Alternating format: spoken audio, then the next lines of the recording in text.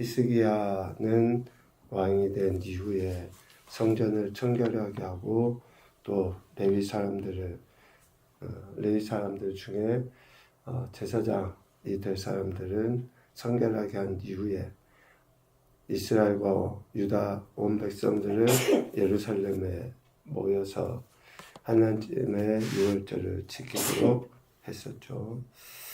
오랫동안 유월절 절기를 지키지 못했기 때문에 비록 불완전한 모습이기도 하고 또 사람도 제사장도 제대로 갖춰지지 않은 또 어쩌면 하나님의 율법을 범한 행태로 유월절 양을 먹는 이런 일들도 있었습니다.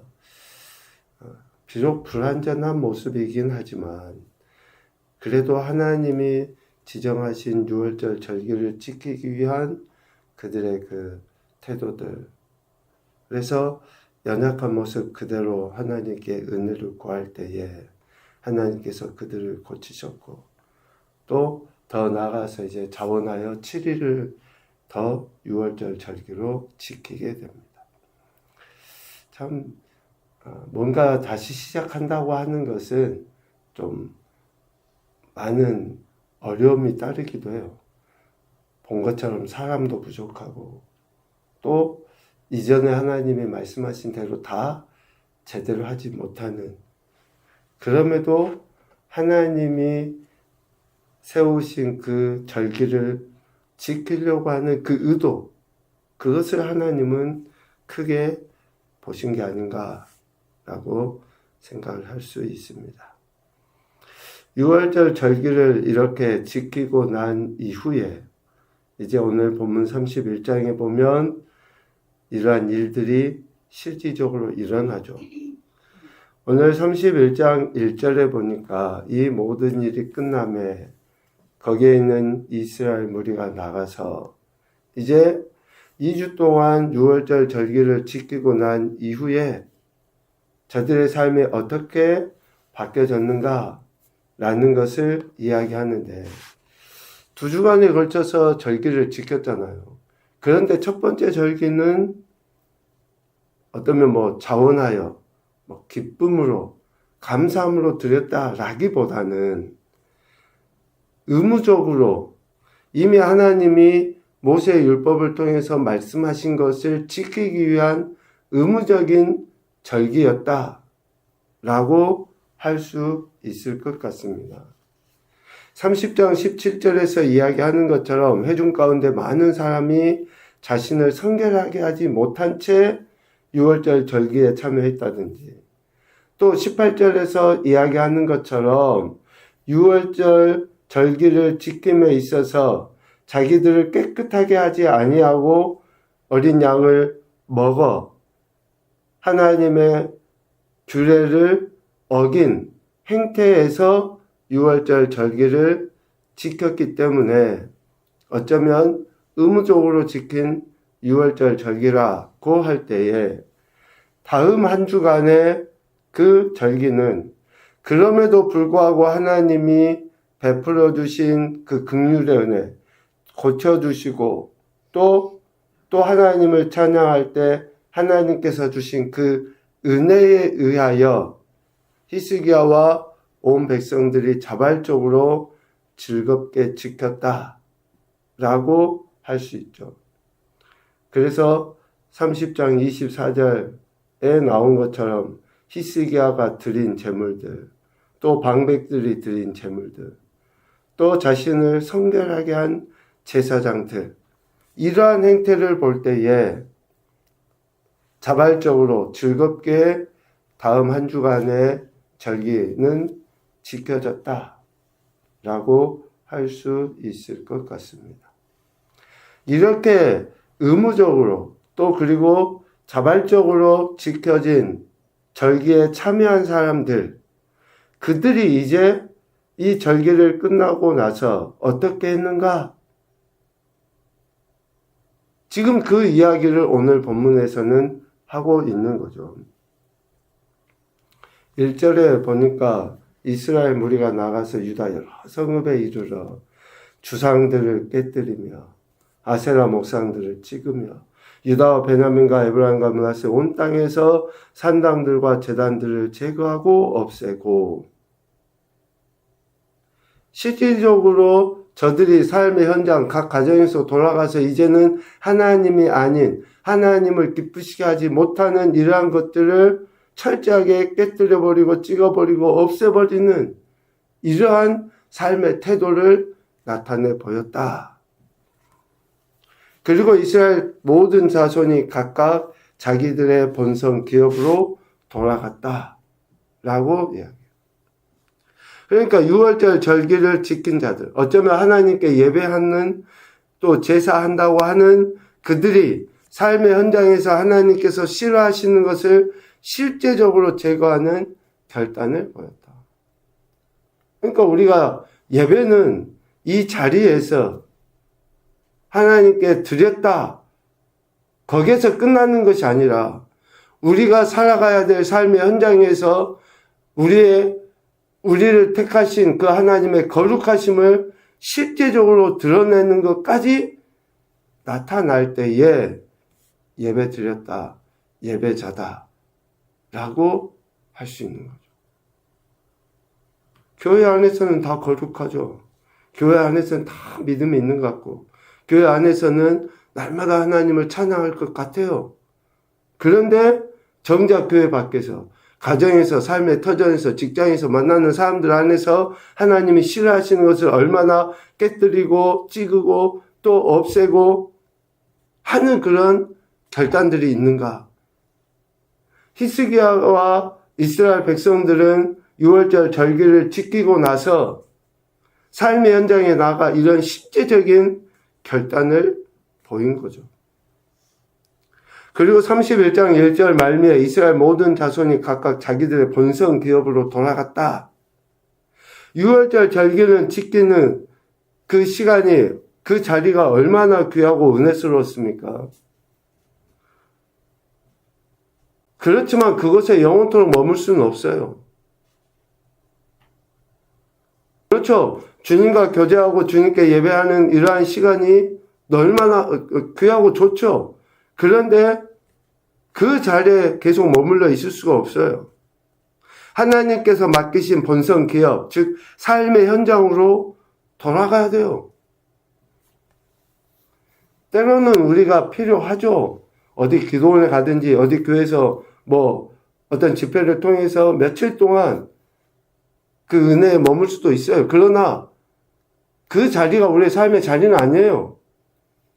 하나님께서 우리 각자에게 맡기신 삶의 터전이 있잖아요. 그곳에서 하나님 주신 은혜, 그것을 가지고 삶 현장으로 돌아가 살아내야죠.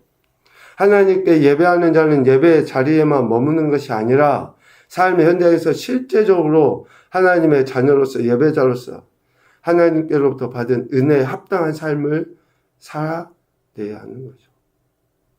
이것을 지금 오늘 본문의 말씀에서 우리에게 가르쳐 주십니다. 그 이후에 이제 히스기야의 개혁이 실제적으로 일어나요. 제사장과 레위 사람들의 반열을 정하고 그들의 반열에 따라 각각 그들의 직임을 행하게 하고 번제와 화목제를 드리고 여호와의 희장문에서 섬기며 감사하며 찬송하는 그 일들을 하게 합니다.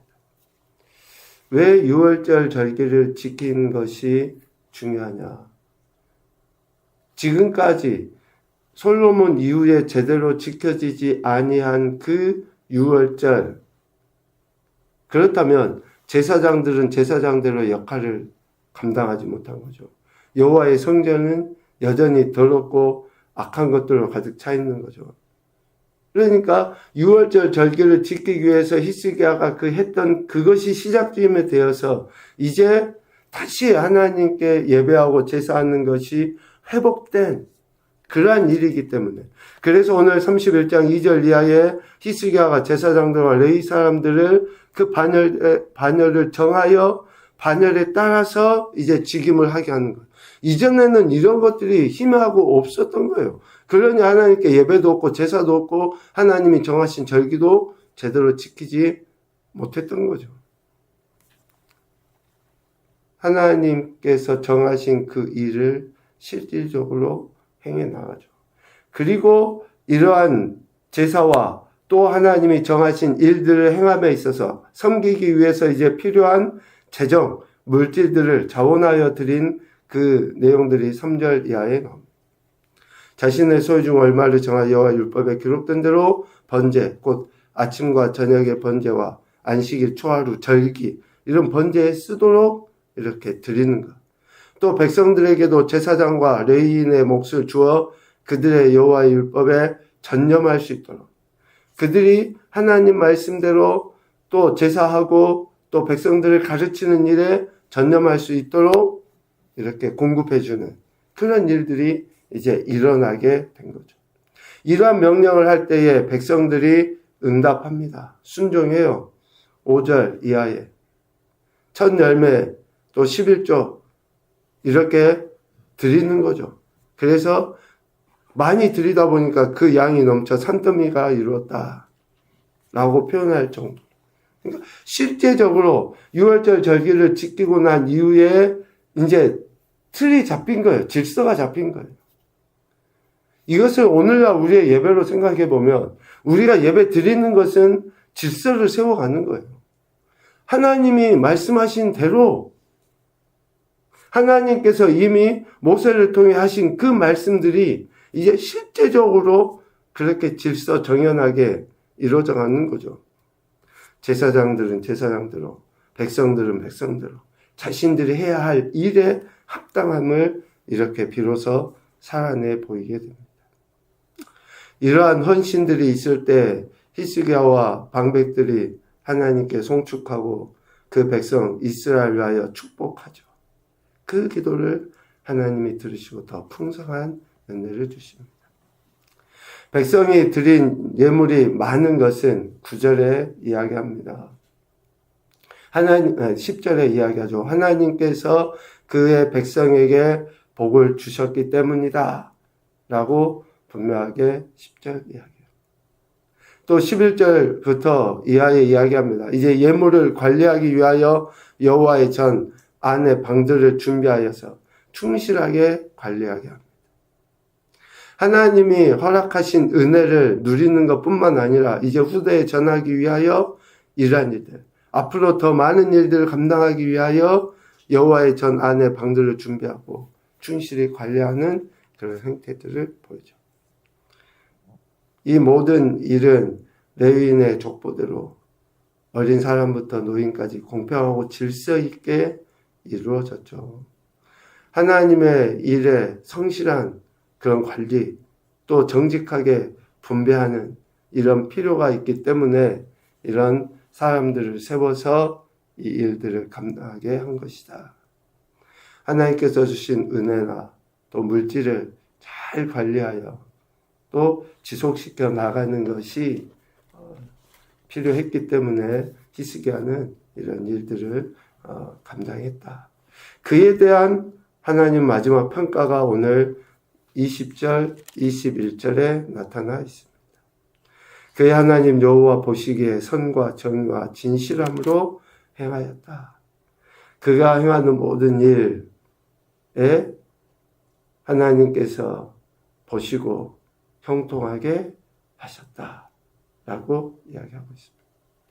그러니까 우리가 예배 드리는 이 자리에서 예배로 끝이 아니라 삶의 현장에서 실제적으로 하나님 말씀대로 행하는 것으로 인해서 결국 마지막에 뭡니까? 형통하게 되는 거예요. 형통하게 되는 거예요. 그 형통함의 은혜를 우리는 기대하며 또 기도도 하는데 실질적으로 삶의 현장에서는 오늘 우리 본문의 표제 히스기야의 개혁이라고 한 것처럼 삶의 현장에서 실제적인 개혁과 변화를 이루어가지 않아요. 이것이 안타까운 거죠. 그래서 오늘 히스기야의 이러한 태도를 우리는 교훈 삼아야 되겠다는 생각을 합니다. 첫 번째, 예배자로서 삶의 실제적인 변화를 이루어 가도록 더욱 큰 은혜를 구하자. 하나님의 큰 은혜를 구하셔야 돼요. 삶의 실제적인 변화를 위해. 두 번째, 자원하여 드려진 모든 헌신이 하나님의 은혜로 이루어졌음을 인정하자. 우리가 행하는 그 어떤 것도 하나님의 은혜가 아니면 될 수 없어요. 백성이 드린 예물이 많았다. 이것은 하나님께서 그 백성에게 복을 주셨기 때문이라고 이야기하잖아요. 하나님의 은혜로 이루어진 것입니다. 세 번째, 합력하여 하나님의 뜻하심을 이뤄갈 때 진정한 형통을 이룰 수 있다. 합력하는 거예요. 히스기야가 하나님 주신 것들을 잘 관리하고 또 지속적으로 일을 행해 나가기 위하여 반열대로 세워나갔던 그런 협력, 합심해서 하는 이러한 것들이 진정 형통으로 이어져 갔다라는 것이죠.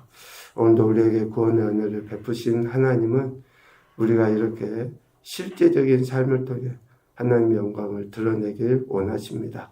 그에 합당한 삶을 살아서 우리에게 약속하신 형통의 복이 충만하게 넘쳐나는 그와 복된 한 날 되시기를 주님의 이름으로 축복합니다. 아멘.